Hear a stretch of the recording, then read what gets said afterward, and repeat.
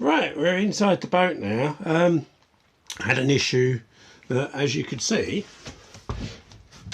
the gearbox is back in. The new prop shaft's laying in position, but the mountings, the engine's on. I don't know if you can see in there.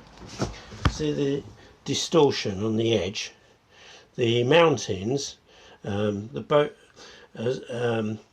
where they screw through onto the side through the fiberglass, is probably rotten. I'm just about to try digging it all out and have to replace the whole of the side for the new mountings to fix. I'm going to look at the other side, because the other side doesn't look so bad, but if you're doing one, you might as well do both. So much for getting it all back together today. It's going to be another week, I suppose. I'll show you how it progresses. As you can see, the sides are well and truly rotten. Not surprising, since the old girl was like 60 odd years old now. I'm going to have to replace it all. Right, I've cleared all the rest of the housing off around the boat. It's going to have to be stripped right down, make some new bits, refiberglass it and paint it all again and put some new brackets in. So that's going to keep me busy for a few days. As you can see, it's pretty well rotten. It's almost like mud. Oh, there you go. I'm trying to hold the camera and dig this out. That's actually wood. So I shall take the whole lot out, clean it up, see how far it goes back into the bulkhead, cut it all out, redo it.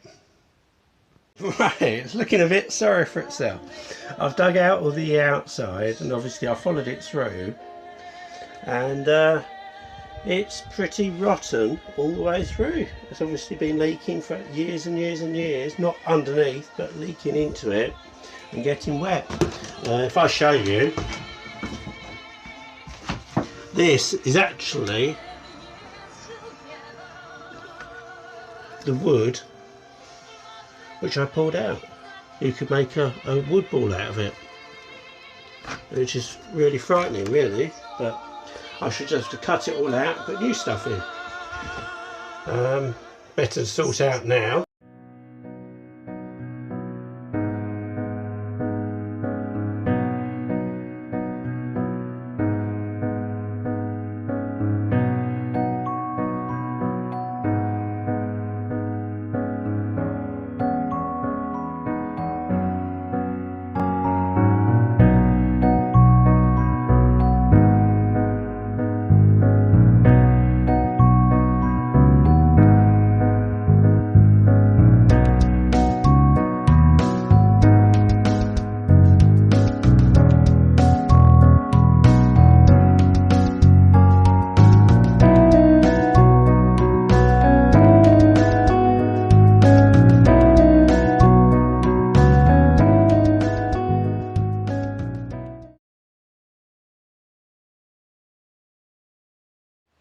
As you can see, I've carved out all the supports on either side, and followed it through underneath the door, had to come out, and through to the main cabin, taking all the side out as well.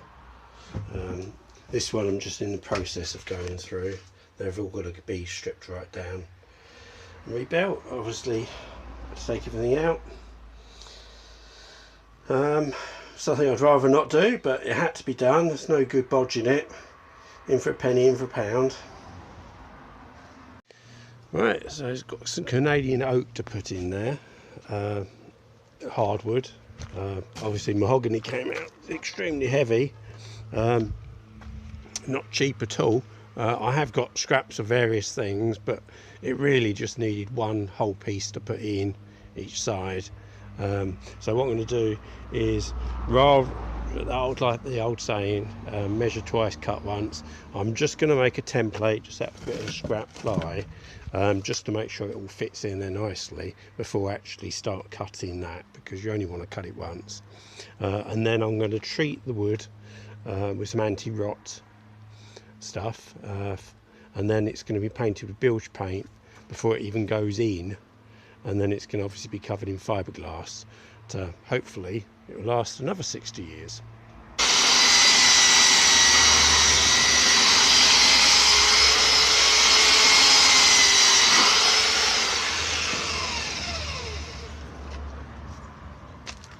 I've cut up all the new rafters, and I've used white oak, which I'm going to water treat with wet rot stuff, and then go over it with bilge paint before it goes in.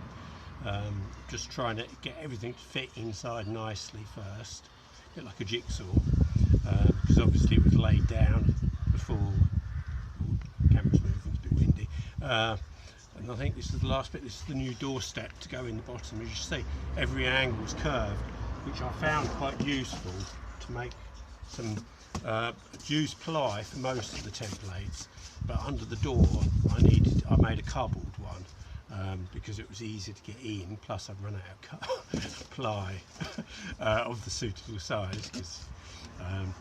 So hopefully I should put that in, and that should fit perfectly, and then I can water treat it all, bilge paint it before that even goes in to be fiberglassed over the top.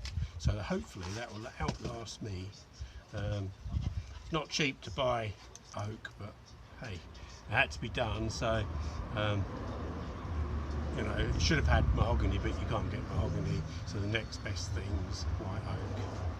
I'll show you when it's all back in situ. I'm going to do some painting for it. New supports are in, which were obviously painted and rot treated.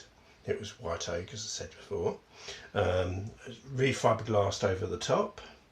There was a few other little bits which I've just tidied up since I had the fiberglass out, and obviously repainted the whole of the floor.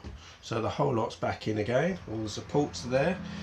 Obviously the doorstep rotted out as well, so I replaced all that. And so it's all starting now to go back together again. I just need to screw all the fittings back on properly, because I took everything else off so I could paint properly behind it, and it had to because the new support's in there. And yeah, so that's what my job is today, to put all as much as I can, and the floor back in that side at least, and this side. Obviously there's going to be need to put new wooden supports on this. This was the original one which went on there. I'll have to see how good that is, because the end had started to rot there, so I might just knock a new one up, and it might be just as easy to do that. Yeah, and I'll show you a bit further on when I get that far. Right, another little quick clip. Obviously all the wood's in, it's all been fiberglassed. I've made a new step. The other one has just rotted out completely, and the new wood as well to go with that.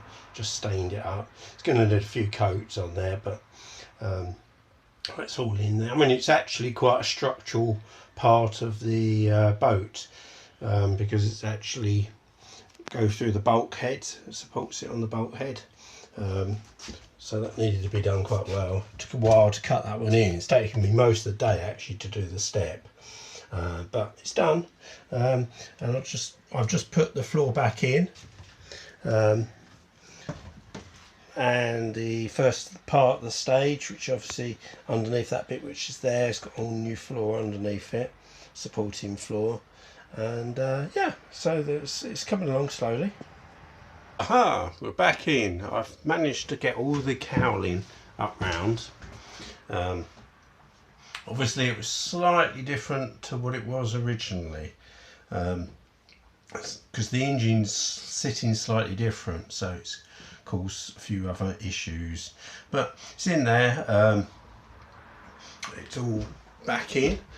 I've had a go. I've repainted the little bulge on the top, and as a little experiment I used top black paint because it's what I had outside and there's a bit left over, and I mixed it in with some resin, fiberglass resin, mixed the two together, and then added, after it's well mixed, tiny bit of thinners to thin it down, and then I added the hardener and painted it straight on, and it's come up really well. The actual original one, well, is the original one, had a few cracks and it had been gel coated, and it was a similar sort of idea to try having a go at doing it.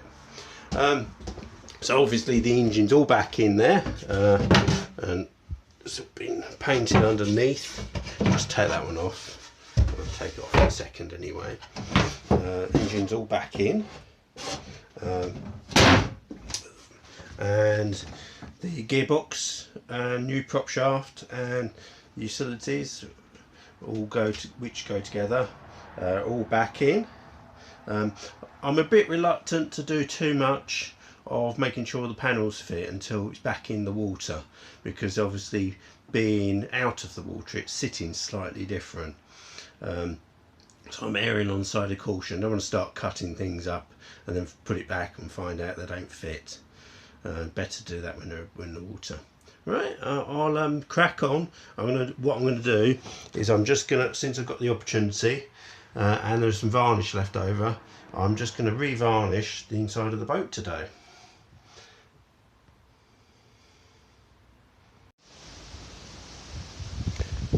As you can see, she's back in the water now. Gearbox all done, new prop shaft, prop in, boat's been cleaned and tidied and painted, polished, washed, varnished and improved slightly, but tried to keep it as original as possible. All the curtains, the inside were fine, but the outside just need rebacking. The hood had a good clean, and it was starting to go a bit brittle because it's a vinyl one. And what you can do to help, which does seem to make a difference, is actually give them a rub down with baby lotion, of all things. Sounds a bit strange. Don't put too much on, just put it on and you can see it soaks in. Rub it with a cloth and it softens that whole thing up, and helps keep the water off as well. It's a win-win, and it's cheap. Here we go. Inside, obviously the whole of the inside was repolished, new screws and bits and pieces in there. I'll show you some footage when we get underway. How she's running really nice now. No vibrations or anything anywhere in the boat. And it's through to the cockpit. Oh, that's my wet foot down there because I've just been in and out. Obviously all the inside's been repolished, and the floor's been up, everything's been done underneath. The front cushions in here have been restained, which is a bit of a job to do, but it's well worth doing. There's just so much was done, it's hard to remember what I've done and what I haven't done.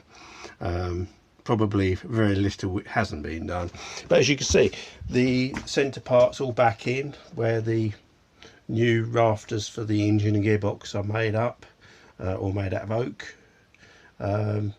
Put back in. The only thing was, after putting it all in, nothing quite fitted right any longer, because it was slightly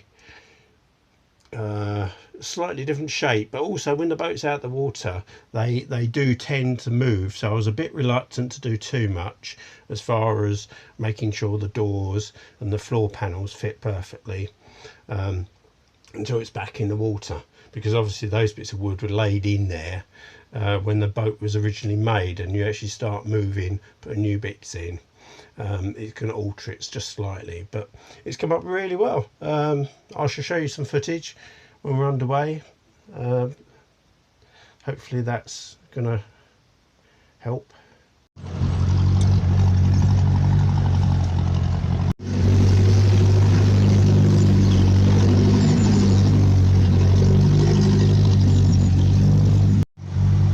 Here we are, as you can see, running lovely and quiet.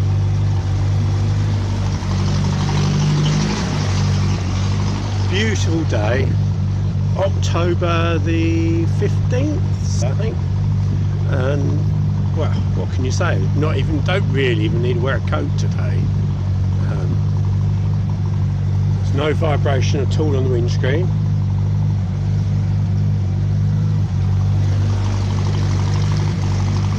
Just only just ticking over at the moment. There's a few leaves on the deck. Can't be helped because the leaves coming off the trees, but wow, what a day to be out enjoying the river.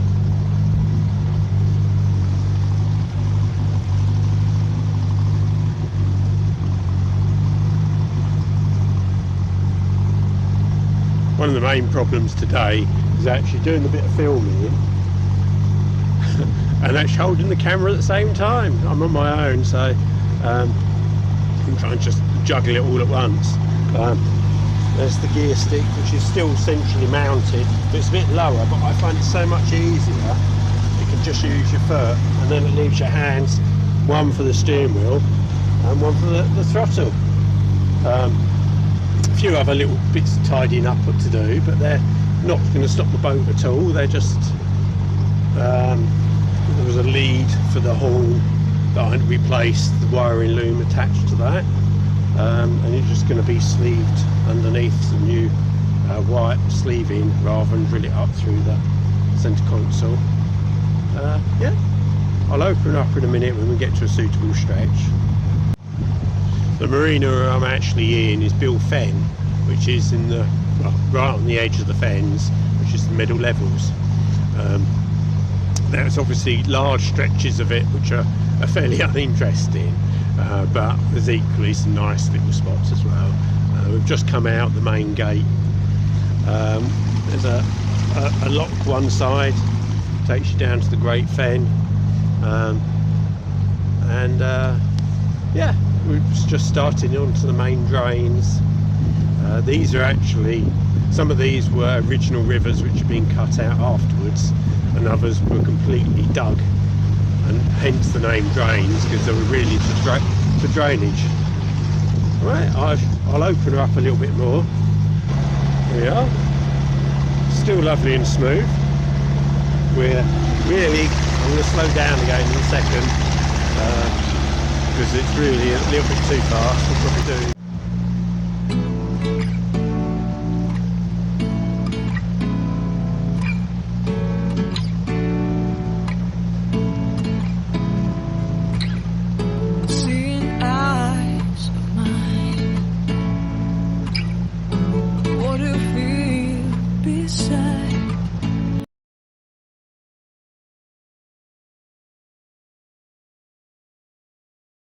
Don't know where we're gonna fly like you did sometimes.